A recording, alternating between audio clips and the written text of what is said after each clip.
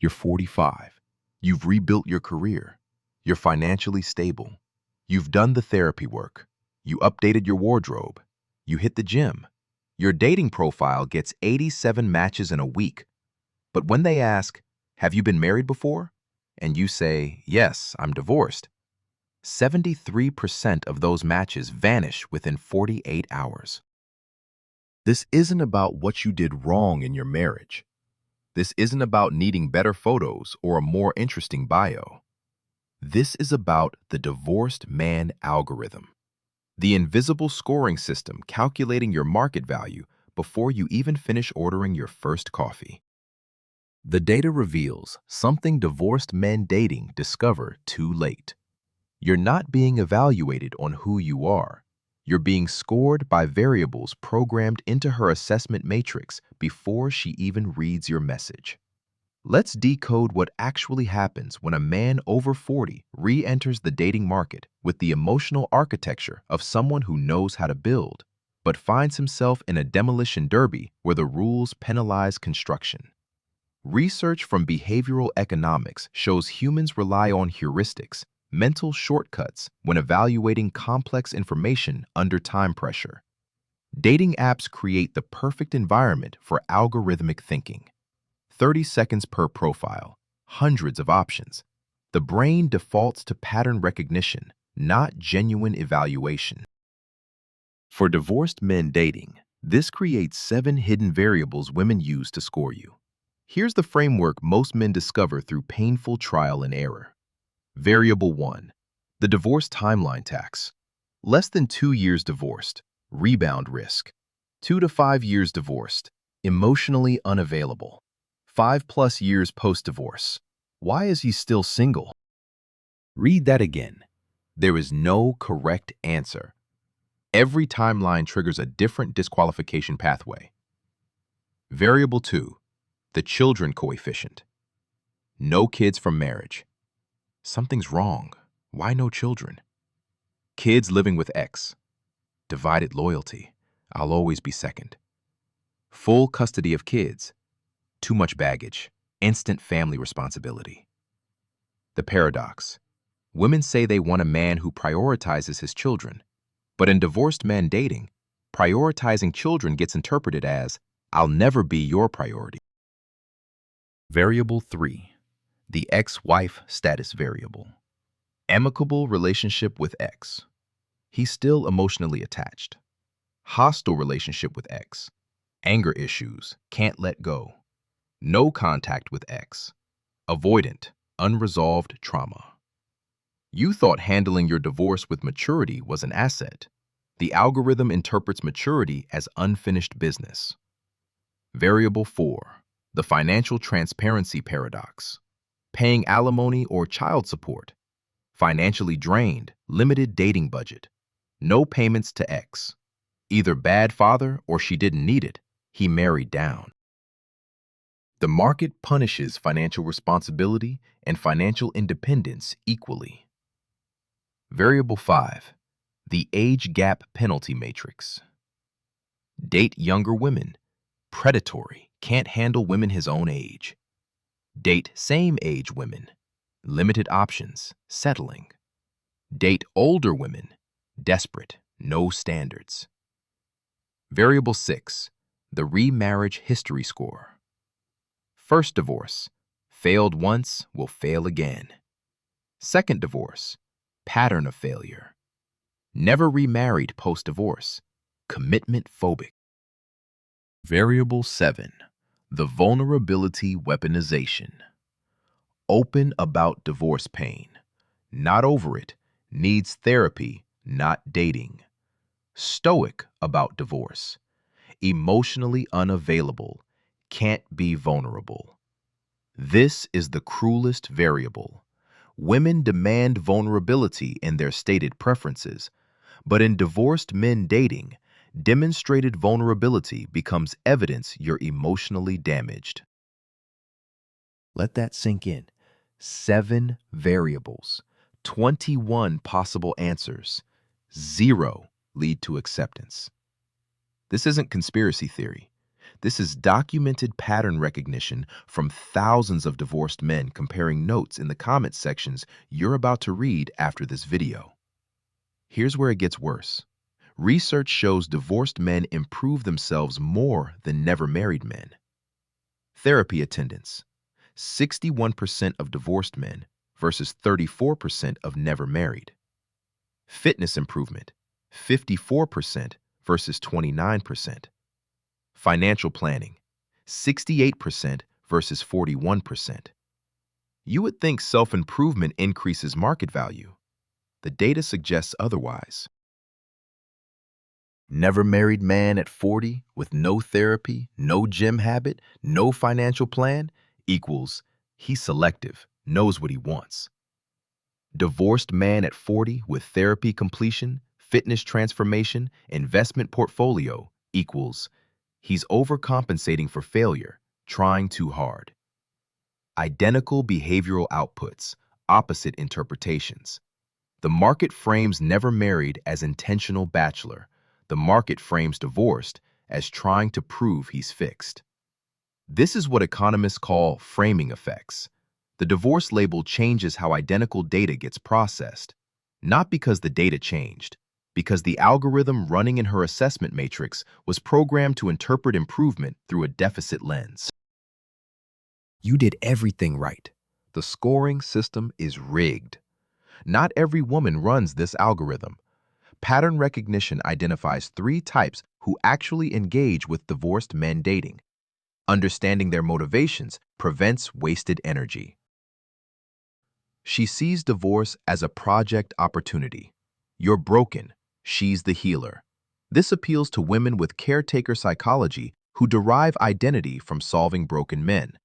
Failure mode: when you demonstrate you're healed, therapy worked, you're emotionally stable, she loses interest. Her identity required you to stay broken. Your healing eliminates her purpose. She's divorced herself or a single mother. She's running her own cost-benefit analysis. Partnership as resource pooling, shared custody schedules, split expenses, mutual understanding of divorce mechanics. This isn't romance. This is strategic alliance. Failure mode: her analysis continues after matching with you. When a better resource optimizer appears, more income, less baggage, better schedule compatibility, she upgrades. You weren't her partner. You were her current best option. She values lived experience over blank slate fantasy. She understands scar tissue creates depth, not damage.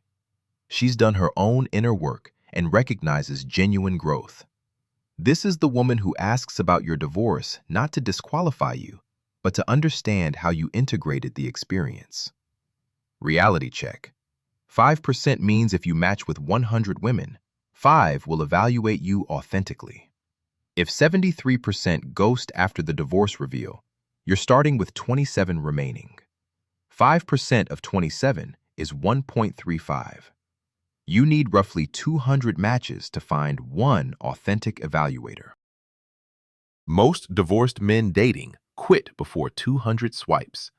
Not because they're weak, because they're applying partnership expectations to an algorithmic market. The other 30% who don't fall into these 3 categories, they never intended to match with divorced men. They swiped right by accident, didn't read your profile, or are collecting validation through match counts. The solution isn't gaming the algorithm. The solution is opting out of algorithmic evaluation entirely while remaining strategically visible to the 5%. Most divorced men hide their status, hoping to hook matches with personality before revealing the divorce. This delays the inevitable and wastes everyone's time. Strategic inversion: lead with divorce status in your bio. Divorced, co-parenting 2 kids, rebuilt life intentionally, seeking genuine connection. Women who run the disqualification algorithm will filter you out before matching. Good. That's 73% you don't have to message. The 27% who match after reading your divorced are pre-qualified. They already processed the divorce variable and decided it's not disqualifying. This isn't putting your baggage in their face. This is market efficiency. You're filtering for women who don't view lived experience as baggage. The transparency weapon does two things. 1. Eliminates 73% who would ghost anyway. 2. Signals confidence. You're not hiding. You're qualifying. Stop defending your divorce. Start framing it as empirical advantage. When asked about your divorce, most men either apologize for it. Yeah, it was rough, but I'm over it now. Minimize it. It was mutual. We just grew apart. Both frames accept the premise that divorce is deficiency requiring explanation. Alternative frame. I know what doesn't work in partnership. Most 40-year-old never married men are guessing. I've seen a 15-year relationship from the inside. I know the difference between infatuation and sustainable partnership. You're not damaged. You're empirically informed. The women who hear this frame and reject it, they wanted blank slate fantasy, not partnership built on pattern recognition. Let them go. The 5% who value empirical knowledge will recognize immediately that you've done integration work they haven't encountered in never married men.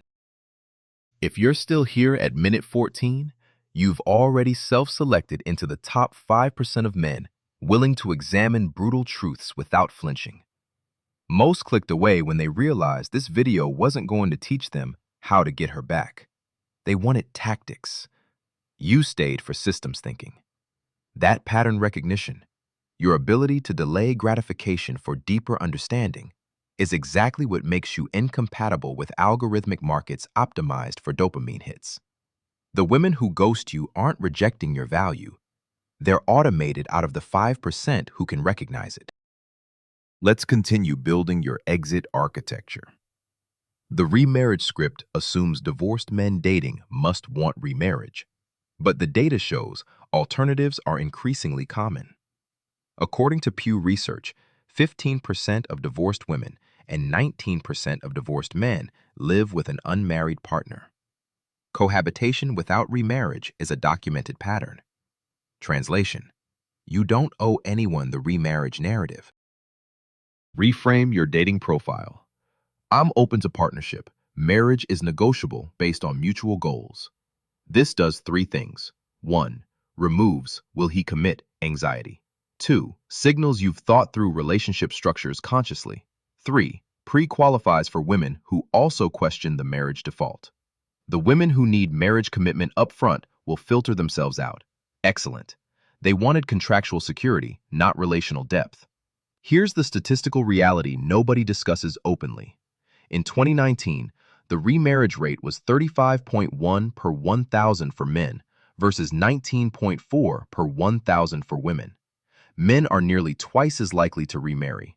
But this creates an economic inversion most divorced men dating never recognize. If more men want remarriage than women, competition is among men for limited female interest, not women competing for male commitment. The strategic response isn't competing harder in this market. It's building social proof outside the market. Women in organic social circles, hobby groups, volunteer organizations, professional networks don't evaluate you algorithmically. They see social proof, other people vouching for you, witnessing your character over time, observing how you handle conflict and cooperation. A woman who meets you at a book club where she's watched you facilitate discussions for 6 months doesn't care that you're divorced. She has empirical data on who you are now. Dating apps commodify men. Social circles humanize men. If 95% of the dating app market applies a broken algorithm, why are you spending energy there? Maintain minimal app presence for the 5%. Invest maximum energy in social contexts where algorithmic evaluation doesn't exist. This isn't giving up on dating. This is strategic resource allocation. The Stoic Realization. Marcus Aurelius wrote, "You have power over your mind, not outside events. Realize this, and you will find strength." Divorced men dating isn't about finding the right woman. It's about realizing the algorithmic market that disqualifies you doesn't measure your value. It measures its own limitations. Your divorce happened.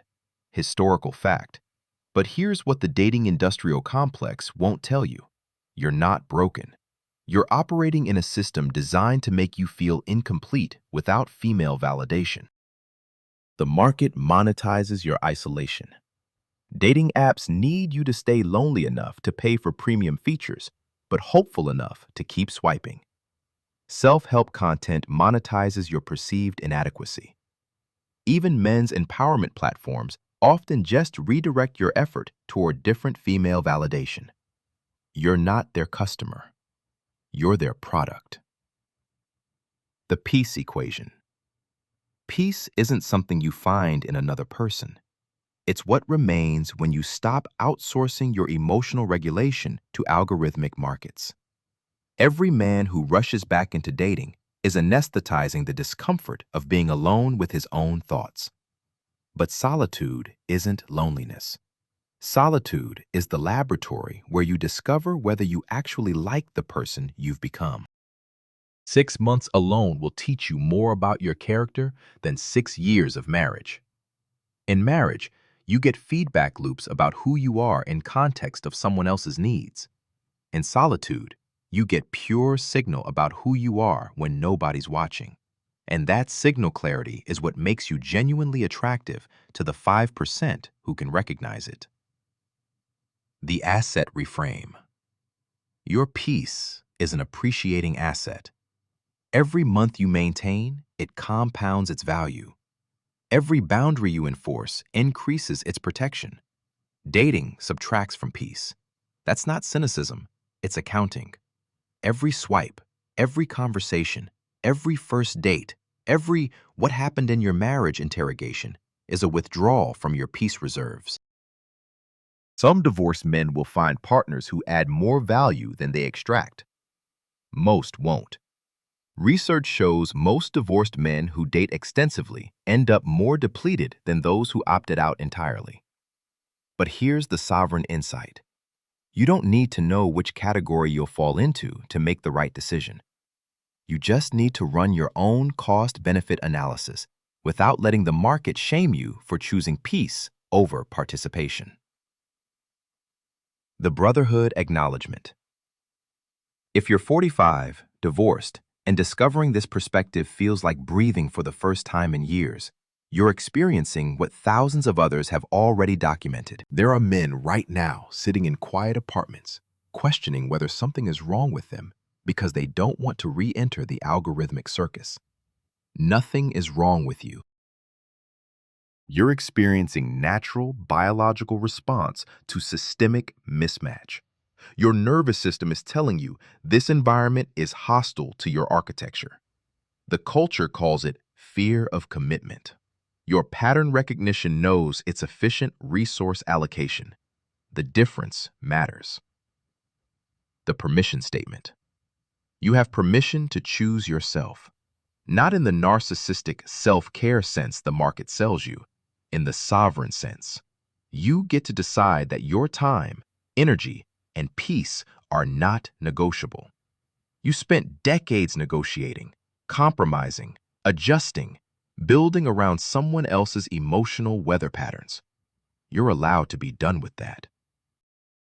Divorced men dating isn't mandatory recovery. It's optional participation in a market that hasn't earned your investment. Some men will date and find genuine partnership. Those men will know because the ROI will be positive. More peace, not less. More clarity, not confusion. More energy, not depletion. For everyone else, there is no shame in building a sovereign life where female companionship is occasional luxury rather than pursued necessity. The algorithm that disqualifies you, it was never designed to measure what you've built. It was designed to keep you swiping. You have permission to stop. What was the moment you realized the algorithm was scoring you wrong? Was it the third woman who ghosted after asking about your kids? The profile that said, "I value emotional intelligence," but unmatched when you mentioned therapy? Or was it quieter? One morning when you woke up alone and realized the silence wasn't loneliness, it was relief. and that the difference actually mattered. Comment below, not for validation, for pattern documentation. So another divorced man questioning his sanity can read it and recognize he's not defective. He's just done participating in a rigged scoring system. If this framework provided clarity on divorced men dating, consider joining our community. Subscribing ensures you don't miss the blueprints we build together, not because we want numbers, but because you deserve access to perspectives the algorithmic market actively suppresses.